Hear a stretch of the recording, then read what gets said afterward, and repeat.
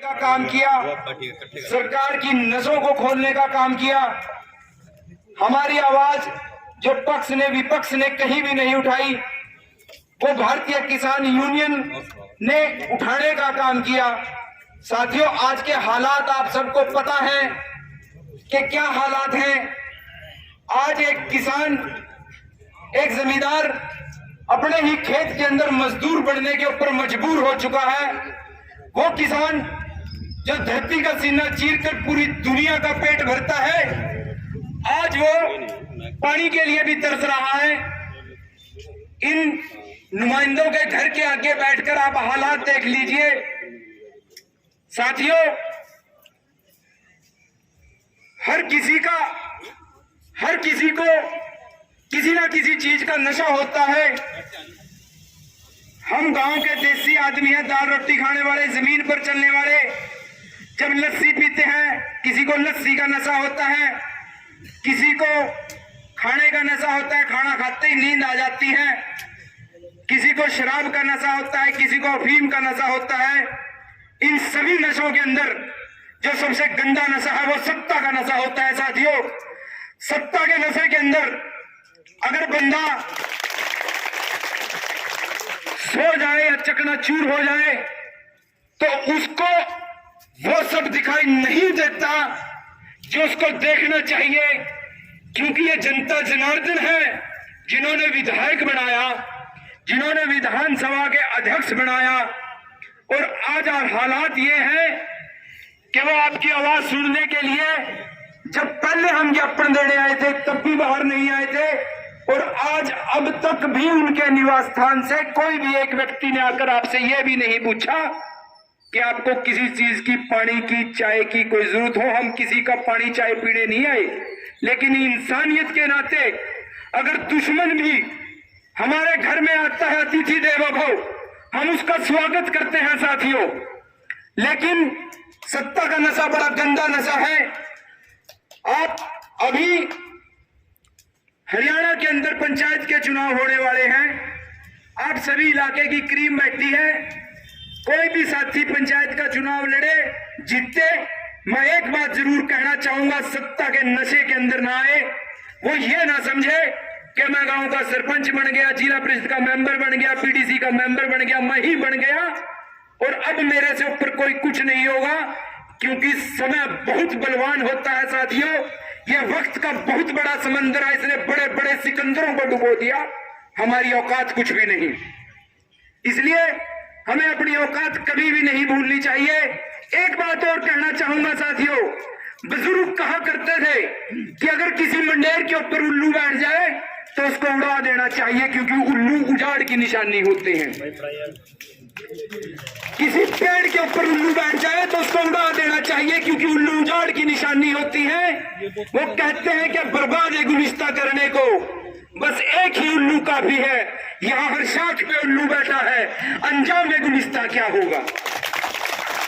इन उल्लुओं को उड़ाना पड़ेगा। साथियों, आप बात भूल मत जाए, क्योंकि इंसान की फितरत होती है सुख और दुख, वो भूल जाया करते हैं।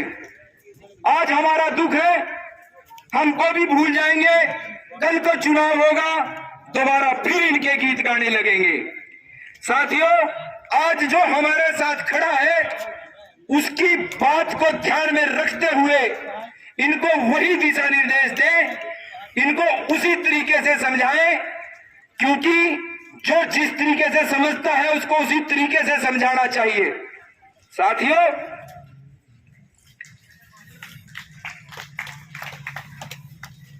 जब से भारतीय जनता पार्टी की सरकार आई है, अलग क्या हुआ? हम पहले भी यही थे, आज भी यही है। भाईचारा खराब कर दिया हमारा।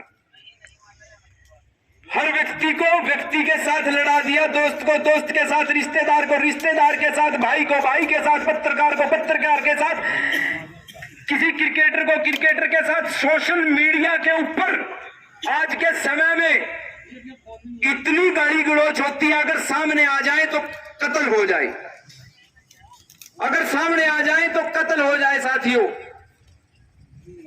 हमारे नेताओं को जो हमारा साथ देते हैं उनको दबाने की कोशिश की जाती है, उनको खरीदने की कोशिश की जाती है, उनके ऊपर मुकदमे दायर किए जाते हैं कि वो किसी तरह बैठ जाए, संगठन कमजोर हो। क्योंकि अगर कहीं भी कोई भी बात चलती है बिना संगठन के नहीं चलती। जब संगठन मजबूत होता है तभी सरकारों की नींवें हिला करती हैं। साथियों, सबसे बड़ी बात हमारे साथ युवाओं का हौसला है, आप बुजुर्गों का हाथ है। युवा वो ताकत है जो किसी भी देश की दशा और दिशा बदल सकती है। युवा वही ताकत है साथियों जिसने गुजरात के अंदर भी एक स्टूडेंट आंदोलन हुआ था और सरकार को बदलने का काम किया था। सभी युवा साथी अपना इसी तरह हौसला बनाए रखें, क्योंकि जब बात इज्जत के ऊपर आती है तो उससे ऊपर कुछ नहीं होता। और वो धरती मां जो हमें रिज्क दे रही है, हमारे परिवार का पेट पाल रही है, वो हमारी धरती मां है। हम उसे मां बोलते हैं, हम उसका सौदा नहीं होने देंगे, अपनी मां को बिकने नहीं देंगे, क्योंकि ये तो श्यामलात की बात है।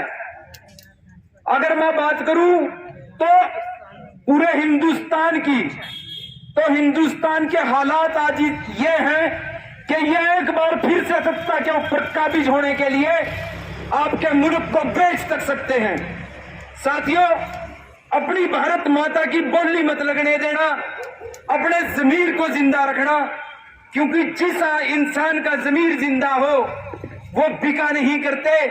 जिस इंसान का जमीर जिंदा हो, अगर कोई मुल्क का खरीदार भी उसके पास आ जाए तो वो खाली हाथ लौट जाया करता है।